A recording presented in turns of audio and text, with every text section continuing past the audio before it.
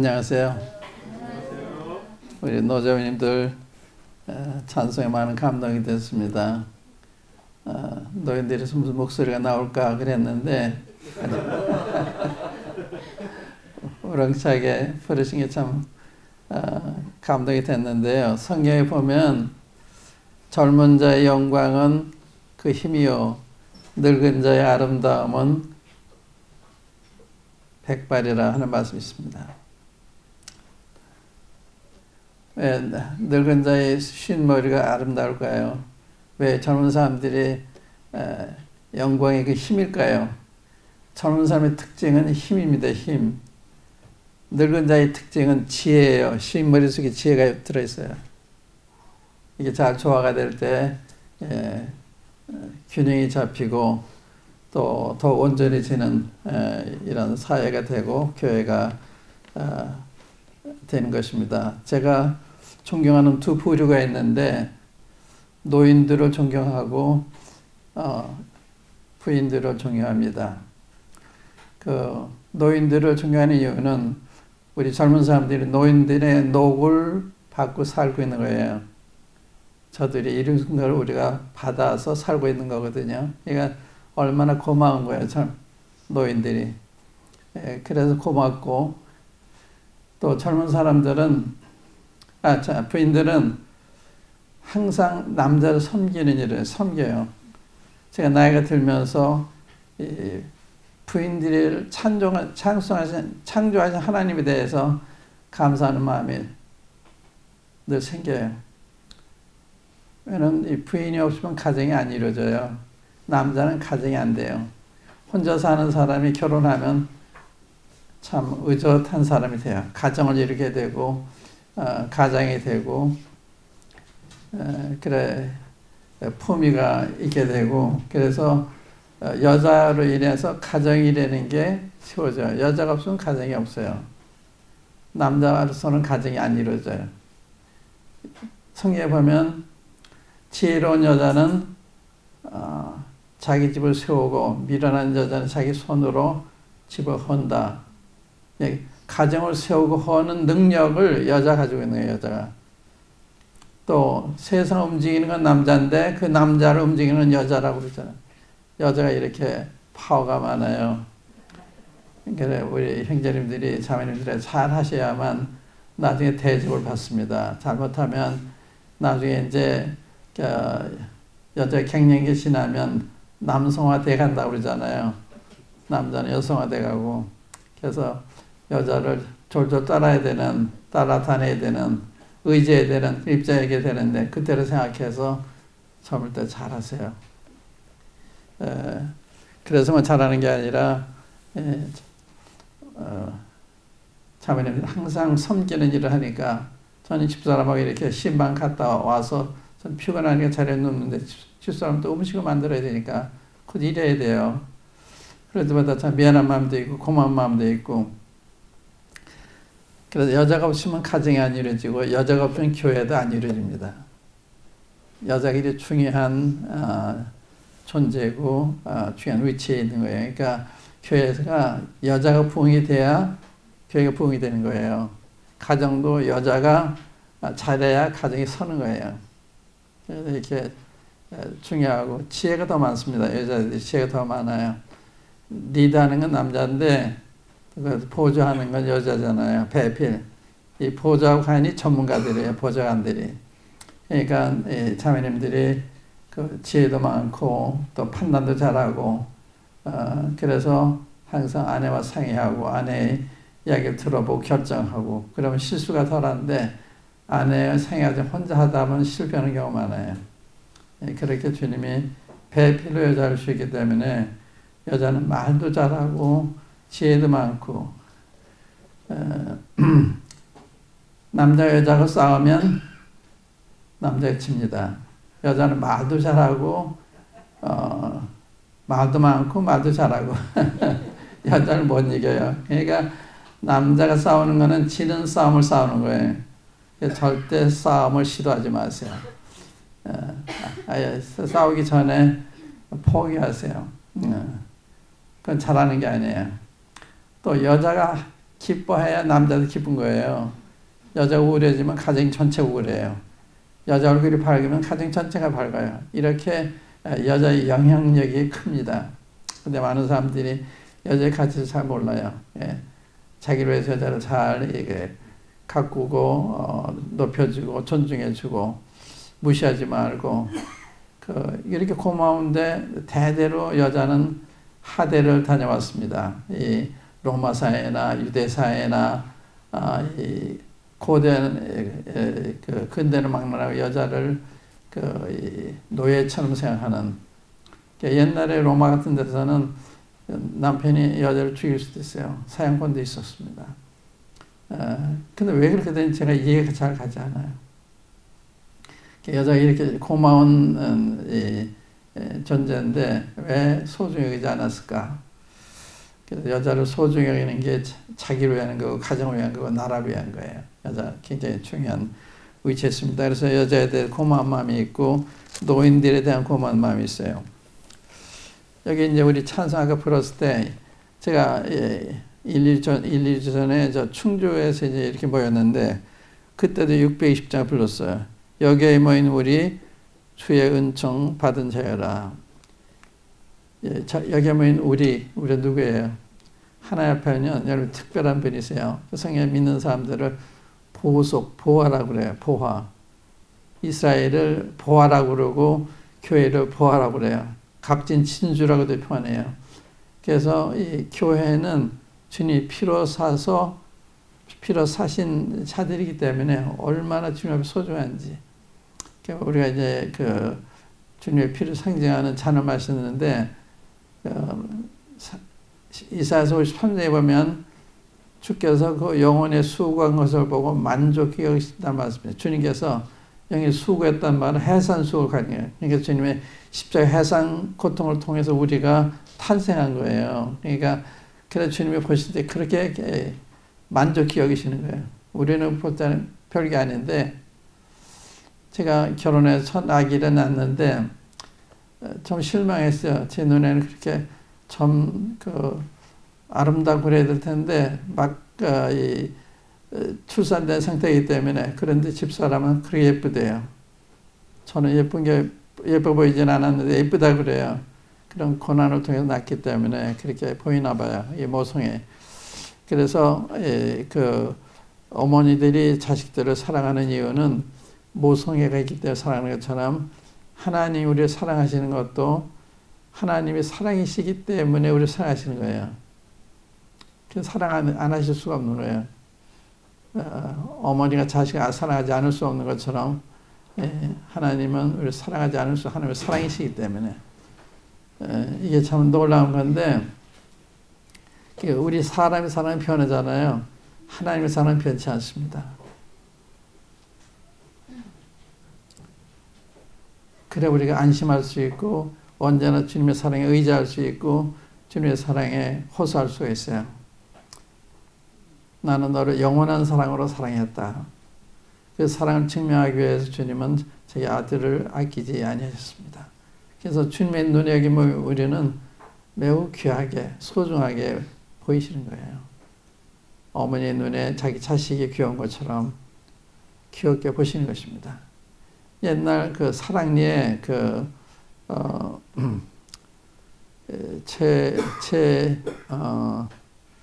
최인순 또 형 되시는 분이 최임원인데 제가 뵀을 때 80세예요. 그런데 노 형님의 방에 들어갔을 때 처음 뵀을 때인데 천사가 와 있는 것 같아요. 화난 거예요. 그분이 성령에 충만해서 얼굴이 밝아서 그랬는지 집이 환해 보일 정도로 그랬는데 그분이 저한테 이렇게 했어요. 저는 그때 한 20대 후반이나 아마 그렇게 됐을 거예요. 하나님이 세상을 보실 때는 죄 같은 것은 안 보셔, 죄 같은 거 안 보셔 그래요. 그 무슨 뜻인지 잘 몰랐는데 제가 철아에 일어나서 기저귀를 빠는데 제 아이의 변을 만져도 더럽지가 않더라고요. 무슨 말인지 아세요? 그 노인의 말씀 그 뜻이로구나. 세상 너무 귀여우니까 이 더러운 게 안 보이는 거예요. 이렇게 세상 보실 때는 그 죄 같은 건 안 보시오, 제가 안 보시오. 혹시 제가 하나님의 사랑을 그 경하게 평가할까봐 그러셨는지 그런 얘기 하셨어요. 그러니까 우리가 볼 때 뭐가 사랑성이 있나 하는데 하나님은 사랑이시기 때문에 사랑스럽게 보이는 거예요. 모성에 있어서 귀엽게 보이는 것처럼 우리 안경을 쓸 때 파란 안경 쓰면 파랗게 보이죠. 노란 안경 쓰면 노랗게 보이는데 사랑 안경 쓰면 사랑으로 보이는 거예요. 그런데 미움의 안경 쓰면 밉게 보이는 거예요. 그러니까 나한테 다 달려있는 거예요. 환경에 달려있는 게 아니고 내 상태가 잘못되기 때문에 상당히 밉게 보이는 거예요. 미운 사람 상태가 좋으면 예쁘게 보이는 거예요. 그게 모성애가 증명을 해요. 하나님은 사랑이신데 그래서 여기에 모인 우리 주의 은총 받으자여라. 어떤 은총을 받았어요? 아들 아끼자 주실 만큼 희생하셔 우리를 건져주신. 그러니까 주님은 우리를 보통으로 보시는 게 아니에요. 어머니가 자기 자신을 보통으로 볼 수 없는 것처럼 우리를 귀하게 보시는데 그 다음에는요. 주께서 이 자리에 함께 계심을 아노라. 어떻게 하세요? 사랑하는 사람이 사랑하는 자를 떠나지 않으세요. 성경에는 두세 사람이 내면을 모인 건데 그들 중에 있느니라. 두세 사람이 모인 거 사람들 숫자를 보고서 평가를 해요. 두세 모인데 저기 무슨 교회야 이렇게 해요. 저는 그렇게 안 봤어요. 두세 사람 내 이름으로 모이면 주의 이름으로 모인다는 말씀은 주의 영광을 위해서 주의 말씀대로 모이면 함께한다. 그 약속이에요. 여기 우리 자원님들 노자원님 증명하신 노자원님들이 지금 연세도 많으신데 저렇게 주님을 기뻐하셔가지고 이 노년에 이렇게 교회 나오시고 예배 드리시고 찬송까지 하시니까 보통 귀한 분들이 아니죠. 주님이 두세 사람이 내 이름으로 모인 곳에는 주의 말씀을 따라서 주의 영광에서 모이는 이게 주의 이름 모이는 거예요. 우리가 말씀을 중요시 여기잖아요. 말씀 따라 모이려고 노력하잖아요. 그러니까 주님이 함께 하신 거예요. 난 너희들과 함께 하겠다. 그러신 거예요. 그게 참 놀라운 거죠. 주님이 우리를 사랑하셨다. 이제 근데 사람이 모르는 것 중에 하나가 뭔가 하면 자기가 작은 걸 몰라요. 우리가 살고 있는 지구가 얼마나 큰지 아세요? 이 하늘에 보면 별들이 많죠. 바닷가에 모래같이 많은 거예요. 멀리 있어서 작게 보이는 거예요. 또 안 보이는 것도 많아요. 근데 모래같이 많아요. 망원경을 통해서 보면은 굉장히 많아요. 그러니까 지구의 크기는 모래 하늘에 지나는 모래 하늘. 대한민국은 보이지도 않아요. 숲은 보이지 않아요. 나든 보이지 않아요. 그런데 이런 우리를 사랑하신 거예요. 그 우주인 가운데 제임스 오웬이라는 분이 있어요. 이분이 이제 우주선을 타고 달을 가다가 저 공간에서 스페이스에서 지구를 내다 보니까 파란 구슬같이 보이더라고요. 파란 구슬. 울컥 눈물이 났어요. 주님이 저런 데를 다녀가시다니. 그분이 쓴 글에 있는 게 있어요. 사람이 달 날아가는 것이 중요한 것이 아니라 하나님이 지구를 다녀가신 게 중요한 거다. 우리 주님이 이 땅을 다녀가셨는데 사람들 그 생각 뭐 대수롭게 생각을 해요. 이해할 수 없는 거예요. 우리 주님은 하늘의 하늘들이라도 감당할 수 없는 크신 분이신데 여기 이런 조그만 데를 다녀가셨다.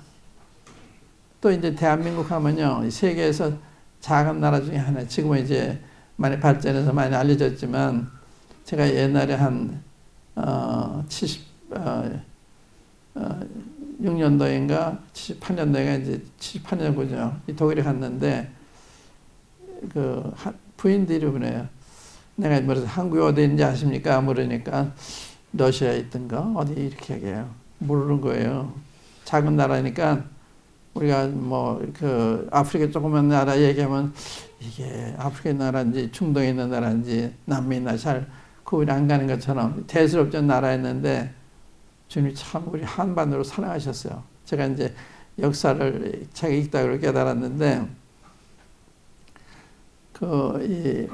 우리나라에 이제 복음이 들어온 것이 1884년, 5년 그렇게 하거든요. 그러니까 지금부터 한 150년, 160년 이 정도밖에 안 되는데, 그때 그 영국이나 미국의 선교사들을 중국과 일본까지 보냈어요. 한국은 잘 보이지 않으니까 한국에 선교사 안 보냈는데, 중국에 있는 선교사들이 만주에서 한국 사람 만나가지고 그때 성경을 번역하기 시작했어요. 또 일본에 와 있는 선교사들이 일본에 유학해온 한국 사람 만나가지고 전도해서 일꾼들을 준비하셨어요. 그리고 미국에서는 그때 이제 선교 운동이 막 일어난 때이기 때문에 신학교를 중심으로 그 물결을 타고 언더우드 아펜슨을 함께 오셨습니다. 근데 우리나라는 그때 대한민국이 외국사 안 받아들이는 이 문을 꽉 닫고 외국사 안 받아들여 나가지 못하게 하고, 그게 선교사가 올 수 없잖아요. 근데 하나님이 그 며느리와 그 시아버지와 이렇게 정권 다툼해가지고 며느리가 이겨요. 그래서 이 며느리가 미국과 통상조약을 맺고 이러면서 문화가 열리면서 들어온 거예요. 이 한국을 이렇게 구원하시기 위해서 만주에서 일본에서 미국 신학교를 중심으로 또 조정에서 이렇게 잘못된 것을 정책을 바꾸도록 하고, 이것을 동시다발적으로 이렇게 한 거예요. 참 한반도 주님 정말 사랑하셨구나. 미국이나 영국에 있는 교회들은 한국을 생각하지 못했지만 보이지 않으니까 알았다면 버릴 수도 있었겠죠. 근데 몰랐으니까 그러고 있을 때 하나님은 안 잊으신 거예요. 하나님 기억하신. 그래서 거기 선교사들 통해서 이제 한국을 알게 하시고 성경을 번역하게 하시고, 그래서 선교사들이요 한국에 오기 전에 번역된 한글 성경을 가지고 들어온 거예요. 전체 성경 아니었지만 부분적으로 번역된, 이렇게 한반도를 사랑하셨습니다. 한국이 세계적으로 기독교가 유명하잖아요. 이게 보통 일이 아니죠. 주께서 이 자리에 함께 계심을 아노라. 주님 약속하셨어요. 두세 사람이 내 이름으로 모인 중에 내 그 중에 있느니라. 모일 때마다 주님 계시다는 걸 의식하셔야 돼요. 약속의 주님 계세요. 안 계신 것 같은데 계세요. 영적 상태하고 관계가 있어요. 그래서 그 주님의 맞게 마음의 자세를 가다듬고 모여야 되죠. 주님 향하는 마음, 이런 가정. 그래서 교회 때는 사람만 보고 오는 게 아니에요. 주님 보러 오는 거예요. 주님. 처음에 노랑이들 이렇게 만찬 예배 끝나면요, 주님을 뵙고 나온 것 같았어요. 그렇게 성령이 짙게 함께 하시니까 성도가 얼굴이 아주 빛나고 이렇습니다. 그러니까 이제 그러한 모임이 돼야 되는 거거든요. 성령님 역사가 짙어서 주님을 뵌 것 같은 이런 느낌. 언제나 주님만을 찬양하며 따라가리니 시험을 당할 때도 함께 계심을 믿느라. 시험 받을 때도 함께 계심. 주님은 떠나시잖아요. 내가 너희를 버리든 떠나지 않게, 이게 약속이에요. 주님은 버리지도 않는다, 떠나지 않는다, 함께 계시단 말이에요. 항상 세상 끝나가서 함께 하겠다. 주님은 함께 계시는 거예요. 보세요. 주님이 부활하신 다음에 막달라 마리아 곁에 계시면 몰라보잖아요. 또 두 제자들이 자기 고향으로 낙심한 마음으로 돌아가는데 주님이 동행하시잖아요. 몰아보잖아요. 눈이 가려져서. 그러니까 주님이 함께 하시는 게 아니라 우리 영안이 어두워서 못 보는 거예요. 그러나 주님 함께 하세요. 고린도 교회 보세요. 고린도 교회도 주님 뭐라 그랬는가 하면, 너희가 하나님의 성전인 것과 하나님의 성령이 내 안에 거하신 줄 알지 못하느냐 그랬어요. 고린도 형편없는 교회였어요. 선생님들 구원받은 사람들이 할 정도의 그런 교회였는데, 너희가 하나님의 성전이다, 하나님의 성령이 내 안에 거하신다, 그러면 뭐 알지 못하느냐. 그랬기 때문에 방종이 생긴 거예요. 나는 바울에게, 난 게바에게, 막 이런 분파가 생긴 거거든요. 그 주님을 생각하고 그런 일 할 수가 없는 거죠. 난 주님께 속한 거죠. 다 주님께 속한 거죠. 그런데 바울을 속였다, 게바에게 속였다, 아버지를 속였다, 이런 참 부끄러운 마음을 가지게 된 거죠. 그래서 영적 무지라고 하는 것은 그런 잘못을 하게 하는 거예요. 영적 무지는 주님이 안 보이니까 생각하는 게 주님이 안 계신 것처럼 생각하는 거예요. 안 들으시는 것처럼 생각하는 거예요. 주님이 다 보시고 다 들으시는데, 시편 139편 읽어보세요. 우리 앉고 일어서나 다 하세요. 우리 생각도 하시고 우리 입술에 말 하나도 모르시는 거 없어요. 다 들으시고 다 보시고 다 하세요. 그 주님 앞에로 살고 있는 거거든요. 그러니까 사람 앞에서만 잘 보이려고 하면 안 돼요. 주님 앞에 잘 보이셔야 돼요. 주님이 다 보시고 들으시니까 주님 나를 어떻게 생각하실까? 이렇게 생각해야 되는 거거든요. 그래서 주님 앞에서 정직해야 되는 것이고 사람 앞에만 정직하려고 보이면 안 되는 거예요. 사람 앞에 정직해야 되지만 주님 앞에 정직해서 사람 앞에 정직하지만 사람 앞에 정직하지 않은 사람은 하나님 앞에 정직하지 않을 수도 있어요. 그렇기 때문에 하나님이 함께 계심을 믿노라. 시험 당할 때도 함께 계심을 믿노라. 지금 떠나시는 법 없어요. 주님은 미쁘사, 하나님 미쁘사 우리가 시험 당할 때 시험 당을 아시고 또 이 시험 당할 때 피할 길을 줘서 능히 감당하게 하신다. 시험은 당하면 이게 혼자만 당할 때 주님이 다 아세요. 그래서 어려울 때 주님이 함께 하셔서 그 시험에 넘어가지 않도록. 하나님의 비부사 우리가 시험 당함을 허락지 않으시고 시험 당할 때에 피할 길을 내사 능히 감당하게 하신다. 주님은 비부셔서 우리를 불러 그의 아들 예수 그리스도와 더불어 교제케 하신다. 주님이 우리 하나님 아버지께서 우리가 주님과 교제하도록 우리를 부르신 거예요.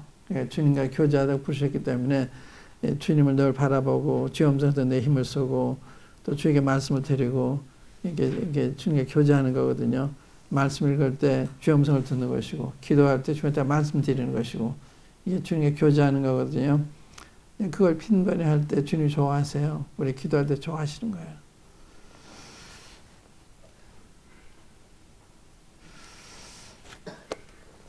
주님이 우리를 참 귀하게 보신다. 근데 성경에서 제가 보여드릴게요.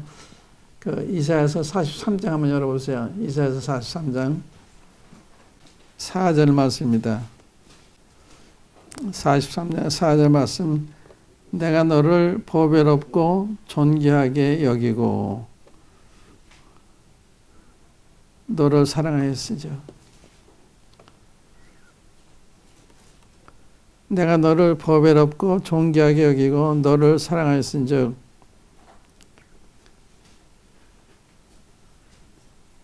내가 사람들을 주어 너를 바꾸며 백성들로 내 생명을 대신하니 두려워 말라. 내가 너와 함께하여 내 자손을 동방에서부터 오게 하며 서방에서부터 너를 모을 것이며. 그래 유대인들이 다 말일에 자기 본토로 돌아올 것을 말씀한 거예요. 이게 지금 진행되고 있잖아요. 이스라엘 지금 AD 70년에 망한 다음에 1948년도 다시 건국할 때까지 약 1900년 동안 나라 없는 나라였는데 기적적으로 이 나라가 다시 독립을 해서 세계 유대인들이 다 이제 돌아오고 있는 거예요.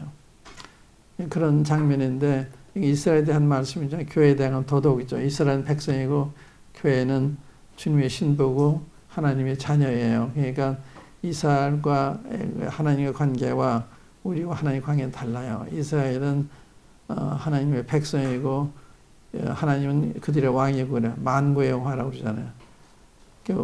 신약 시대는 만군의 여호와가 아니에요. 신약은 아버지.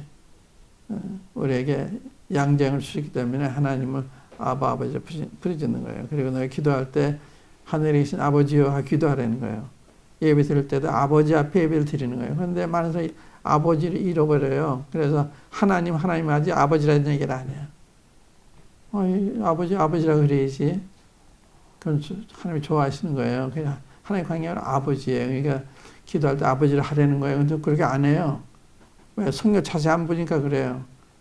주님이 아버지시는구나. 우리 아들이 저를 아버지라고 그러지 않고 박 형제님 그런다든지 또 그러면은 제가 섭섭하죠. 아버지라고 그래야지. 제가 처음 우리 아들이 초등학교에 나와서 자라서 아버지 하는데 굉장히 좋더라고요. 아버지라는 얘기 들으니까. 그래서 하나님도 아버지라는 굉장히 좋으실 거예요. 사람들이 하나님을 다 버리고 있는데 우리가 하나님을 알아서 아버지가 부르니까 얼마나 좋아하시겠어요.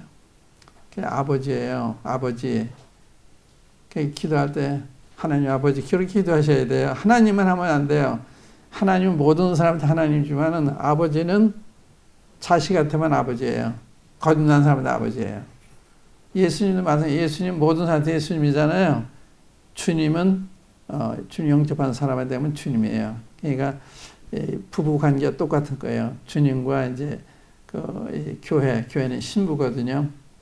그래서 주님을 주님이라 대해야 돼. 예수님 그러면 안 되는 거예요. 주 예수님 한다든지. 근데 주님 빼고서 예수님 그러면 주님 이상하게 들으실 거예요. 남편이 자기 남편을 주인이라고 그러지 않고 다르게 하면 좋아하지 않죠. 그래서 이런 관계도 잘 하셔야 돼요. 하나님이 아버지. 그래서 그 마태복음도 보면 너희가 구하기 전에 아버지께서 있어야 될 걸 다 아신다. 구하기 있어야 다 아신다. 그러니까 우리가 그 아버지로서 우리가 정말 살아신 분이 우리 관심과 다 보고 듣고 다 아시는 거예요. 성경에 보면 주님이 내 이름도 아시고 우리 주소도 아시고 우리 사정도 다 아세요. 모르시는 거 안 하세요. 다 아세요. 사람 모르고 그냥 지나가지만 하나님 안 그러세요. 하나님이 누구세요? 아버지. 하나님 아버지. 하나님은 하시면 안 돼. 하나님 아버지. 하나님 아버지. 예수님 하면 돼. 주 예수님. 주님. 우리끼리 할 때 주님이 이렇게 말씀하셔서 예수님이 이렇게 말하면 딴 사람이 얘기하는 거 같잖아요. 주님이 말씀하셨다. 우리 남편이 이렇게 얘기했습니다. 이래가 똑같은 거예요. 주님. 우리가 주님, 아버지 이렇게 얘기하는 거죠. 이 시간에는 아까 예배 시간에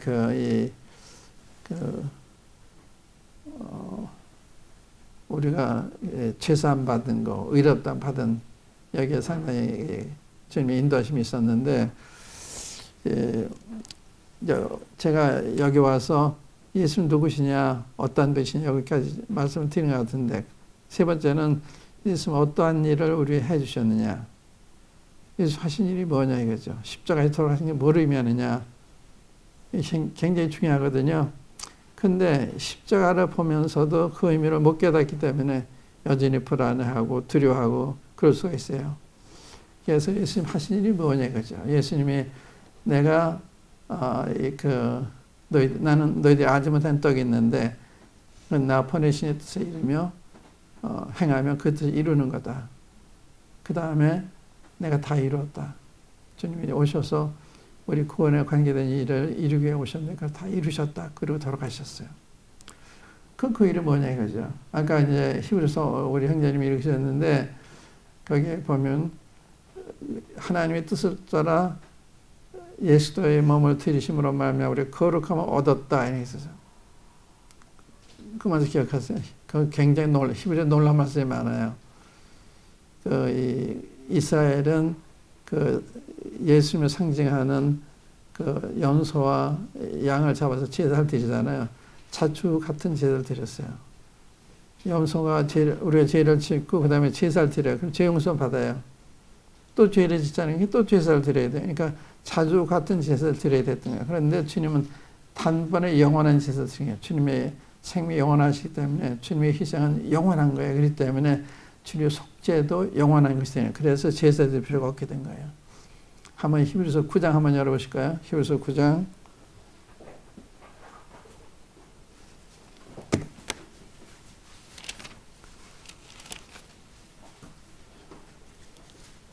(12절) 말씀, 유명한 말씀이 히브리서 9장 12절. 우리 구원은 우리의 행위와 관계없이 하나님의 사랑, 하나님의 공로, 하나님의 약속 이런 데 달려있는 거기 때문에 우리 구원은 절대로 파기될 수 없는, 취소될 수 없는 영원한 계획. 우리 한번 구원받아 영원히 안전하다. 그 이야기 지금 드리는 건데 12절 보세요. 9장 12절에 보면 염소와 송아지의 피로 아니하고 오직 자기 피로 영원한 속죄를 이루사 단번에 성소에 들어가셨느니라.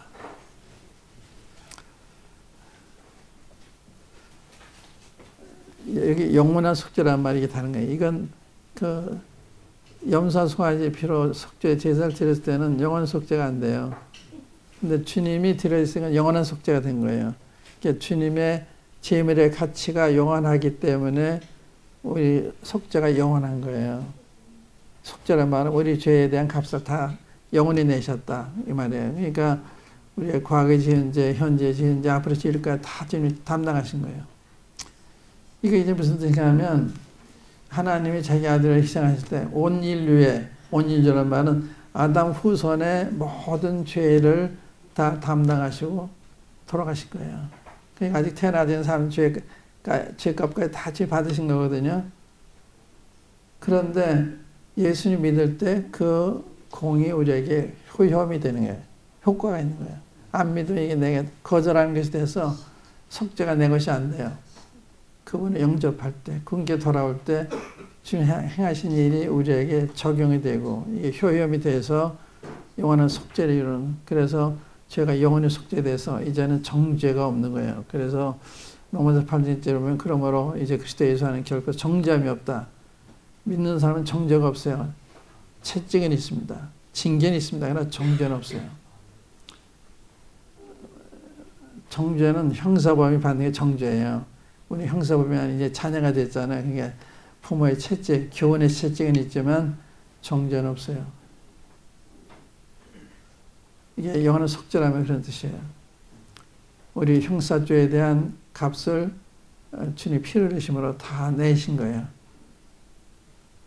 예를 들면 우리 빚을 졌는데 이게 도저히 갚을 길이 없는 이 빚이 성경 1만 달란트, 1만 달란트면 수십억 불에 해당하는 우리 평생 벌어도 갚을 수 없는 금액이에요.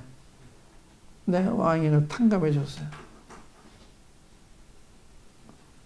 그러면 그 탕감인데 그냥 탕감이 아니라 아들을 통해서 그 죄값을 받으실 거예요.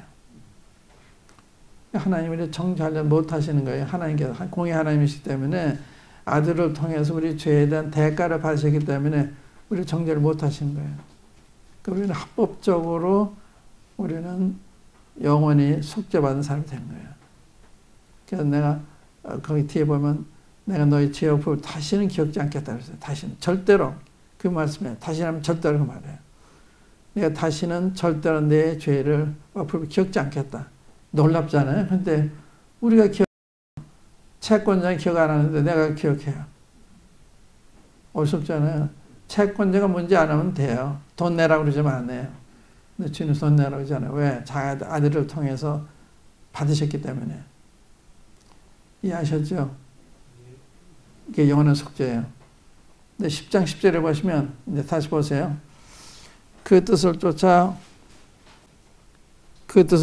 예수 그리스도의 몸을 단번에 들이심으로 말미암아 우리가 거룩함을 얻었노라. 거룩해지는 거 아니에요. 거룩함을 얻었다고 그랬죠. 어떻게? 예수 그리스도의 몸을 들이심으로 하면 주님의 희생이 우리 거룩이 된 거예요. 오늘 우리가 주님의 몸을 상징하는 그 떡을 뗐잖아요. 여기서 좀 여러분들에게 그 생각할 말씀을 드리겠는데, 주님을 기념하는 게 아니에요. 주님을 기억하는 거예요. 기념은 죽은 사람 하는 거예요. 주님은 살아계신 분이에요. 이거 행해 나를 기억해달라. 기억해달라는 거예요. 살아계신 기억하는 게 살아계신 분 기념해요? 기억하는 거거든요. 기념하는 게 아니에요. 주님이 지금, 그러니까 주님 기억할 때는 주님이 세상에 오시기 전, 세상에 오셨을 때 십자가에서 받은 고난, 돌아가신 거, 부활하신 거, 승천하신 거, 다시 오시고, 이 주님의 일대기를 생각하면서 주님을 기억하는 거예요. 예배 드리는 거예요. 나를 기억하라. remember. 기념하는 게 아니에요. 기억하는 거예요. 근데 번역이 그렇게 돼 있어요. 기억하는 것입니다. 이걸 행하여 나를 기념하라. 그러니까 이걸 행할 때마다 우리는 주님을 기억해야 되는, 뭘 기억하느냐. 주님 그 몸을 나를 위해서 희생해서 나를 거룩한 사람 만들어주셨구나. 주님 그 피를 흘리셔서 영원히 온전케 해주셨구나. 죄를 영원히 속죄해 주셨구나. 그걸 기억하는 거예요. 그러니까 주님의 사랑 기억하고 완전한 속죄를 기억해서 감사하게 되는 거죠. 그걸 기억하는 거예요. 떡을 떼고 잔을 마실 때마다. 근데 이것을 그냥 형식적으로 하면 주님 안 좋아하시죠. 감사한 마음으로 주 앞에 임해야 되는 거죠.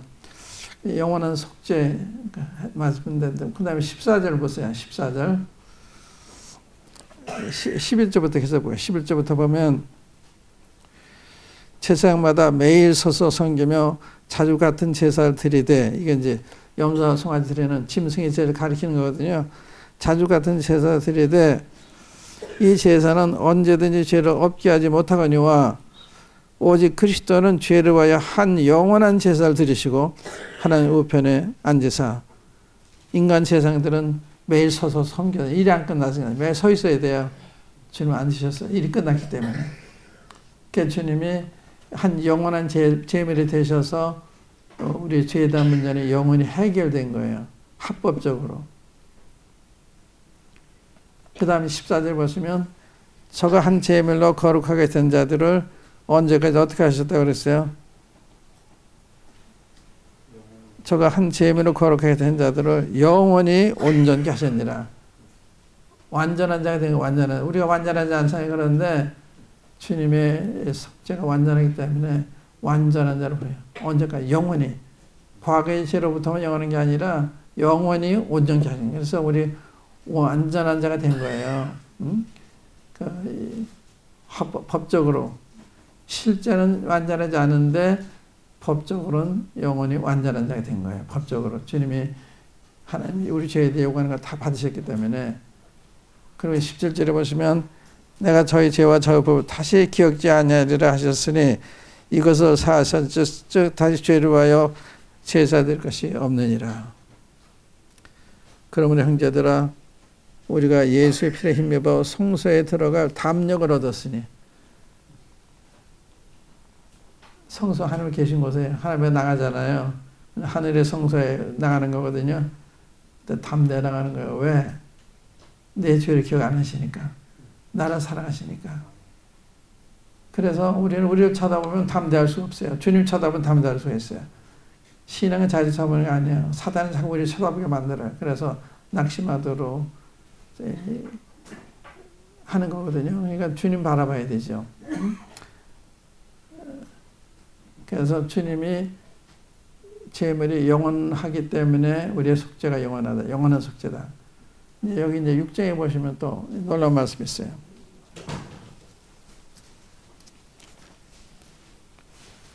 히브리서 6장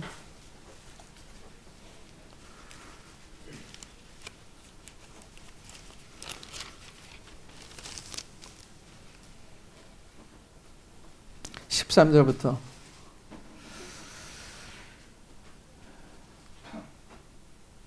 하나님이 아브라함에게 약속하실 때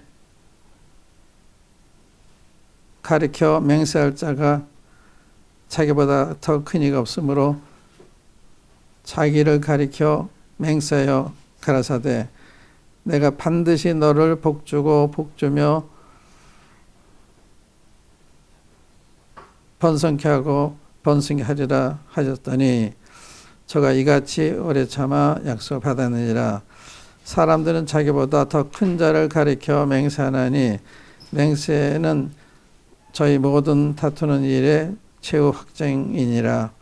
하나님은 약속을 기업으로 받는 자들에게 그 뜻이 변치 아니함을 충분히 나타내시려고 그 일에 맹세로 보증하셨나니 이는 하나님이 거짓말하실 수 없는 이 두 가지 변치 못할 사실에 인하여 앞에 있는 소망을 얻으려고 피해가는 우리로 큰 안위를 얻게 하심이라. 하나님이 거짓말하신 두 가지 변치 못할 사실이 뭐예요? 하나님 약속, 하나님 맹세예요. 그러니까 약속만 하셔도 충분한데 맹세를 보증하셨어요. 반드시 너를 복주겠다. 너를 반드시 번성하게 하겠다. 약속하신 거예요. 이 두 가지 변치만 사실이나요. 앞에 있는 소망 어디라 가는 우리로 하여금 큰 안위를 받게 하셨다. 만약에 주님이 이 약속을 깨는 분이라면 어떻게 우리가 안심할 수가 있어요? 주님 약속을 어기시는 분이 아니에요. 그러니까 주님은 거짓말 하실 수 없는 분이기 때문에 약속을 진시키는 분이기 때문에 우리의 구원에 대해서 안심할 수가 있는 거예요. 알아들으세요? 네. 또 하나 더 볼게요. 요한복음 10장 보시겠어요? 10장 27절부터 주님이 하신 말씀입니다. 10장 27절 내 양은 내 음성을 들으며 나는 저희를 알며 저희는 나를 따르니라. 이 의미가 큰 말씀입니다. 내 양은 내 음성을 들으며 거듭난 사람의 특징이 주의 음성을 들으면 주님 이렇게 말씀하시면 이게 믿어지는 거예요. 들리는 거예요. 주님 이렇게 말씀하시면 이게 믿어지는 거 가르치는 내 양은 내 음성을 들으며 나는 저희를 알며 저희는 나를 따른다. 거듭나면 주의 음성을 알아듣고 그 다음에 따라가는 거예요. 구원받았던 게 따라가지 않으면 구원받은 게 아니죠. 구원받으면 좀 따라가기 마련이죠. 그런데 그 양들에 하는 말씀이 뭔가 하면 28절에 내가 저희에게 영생을 주노니 영원히 멸망치 아니할때 여기도 영원히 말해서 영원히 영생 자체가 영원한 거예요. 그러니까 영생 얻으면 영생하는 거예요.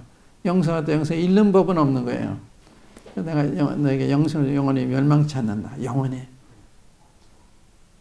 왜 그런가 하면 저희를 내 손에서 뺏을 자가 없느니라. 주님이 우리를 꼭 잡고 계신 거예요.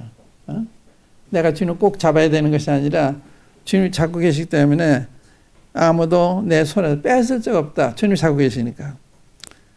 아기를 엄마가 안고 있을 때 아기가 엄마를 꼭 붙들어 안 떨어지나요? 엄마가 힘센들이 안고 있으면 안 떨어지는 거예요. 엄마 손을 놔보세요. 금방 떨어지죠. 우리 그 어린애가 똑같은 거예요. 그러니까 내 손에서 뺏을 수 없다. 근데 많은 사람들은 내가 꼭 붙들어야지 그런 거예요. 신앙 붙드는 게 아니에요. 주님 붙들고 계시구나. 안심하고 기뻐하는 거예요. 주님이 나 붙들고 계신 거예요. 내 손에서 뺄 수 없다. 또 저희를 주신 내 아버지는 만유보다 크심에 아무도 아버지에서 뺄 수 없다. 손이 둘이에요.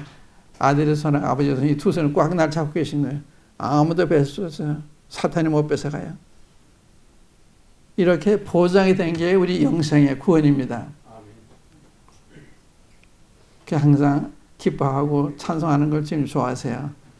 이걸 의심하고 불안해하면 주님이 좋아하시지 않죠.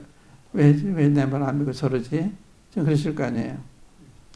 그러니까 주님이 속죄가 영원하기 때문에 안전하고 주님이 거짓말 하실 수 있는 분이 아니기 때문에 영원하고 또 주님의 능력이 절대적이기 때문에 내 손을 뺄 수 없다. 그러니까 뺄 수 없고 주님 능력이 절대적이기 때문에 뺄 수 없는 거예요. 하나만 더 말씀드릴게요. 주님의 사랑이 변치 않기 때문에. 보세요. 이 말씀에 대한 이사야서 한번 볼게요. 이사야서 50장인가요? 49장인가? 오직 시온이 이르기를 여호와께서 나를 버리시며 주께서 나를 잊으셨다 하였거니와 여인이 어찌 그 젖 먹는 자식을 잊겠으며 자기 태에서 난 아들을 긍휼히 여기지 않겠느냐. 그들은 혹시 잊을지라도 나는 너를 잊지 아니할 것이라. 내가 너를 내 손바닥에 새겼고 너의 성벽에 항상 내 성벽에 항상 내 앞에 있나니. 그러니까 주님이 우리를 버릴 수 없다고 하는 것을 여인이 어떻게 자식이 있겠냐. 그 태에서 난 아들 어떻게 있겠냐. 혹시 그들 잊을 줄은 나는 그렇지 않다. 로마서 8장에 보면 누가 우리 그리스도 안에서 끊으리요? 질문이 있어요. 아무도 끊을 수 없으리라. 대답입니다. 하나님 우리를 포기 안 해서 하나님이 사랑이 우리를 사랑하고 있기 때문에 아무도 우리를 뺏을 수가 없어요. 누가 우리 그리스도 안에서 끊으리요? 로마서 8장에 나오는 말씀. 누가 우리를 그리스도의 사랑에서 끊으려 하는 것과 누가 그리스도를 우리의 사랑에서 끊으려, 이게 다른 거예요. 누가 그리스도를 우리의 사랑에 끊으면 얼마든지 끊을 수 있어요. 그런데 누가 우리를 그리스도의 사랑에서 끊으려, 그리스도 포기 안 하시니까. 그러니까 주님의 사랑이 절대적이기 때문에 우리 안전하고, 주님의 능력이 절대적이니 우리 안전하고, 주님이 거짓말 안 하시기 때문에 안전하고, 주님의 속죄가 영원하기 때문에 안전한. 여기까지 하게 다른 말씀드리지만 시간이 너무 가서 여기서 말씀드리고, 그래서 항상 기뻐하고 찬양하고, 옛날에 그 통신에 나가던 그 노인님들이 이렇게 어느 동네 신방 가시면 밤새도록 찬송 부르신다. 새벽까지. 너무 좋아서. 그게 우리의 기쁨이 되어야 되는 거야. 항상 기뻐하고 찬송하고. 이런 약속을 받고 이런 은혜를 입은 우리가 왜 근심하고 왜 두려워하고. 그게 간증이잖아요. 사람들이 다 부러워하죠. 우리의 기쁨과 우리의 평안과 세상이 없는 거예요. 우리 하나님의 사랑을 우리가 가지고 있기 때문에 성경 읽으면 이게 확인이 돼서 기뻐지는 건데 성경 안 읽으니까 이 얻은 기쁨도 다 누리지 못하는. 그래서 우리 그 이소영님은 새해 복 많이 받으세요. 그러면 그분 뭐라 대답하냐면 난 받은 복도 다 누리지 못하고 있습니다. 그래요.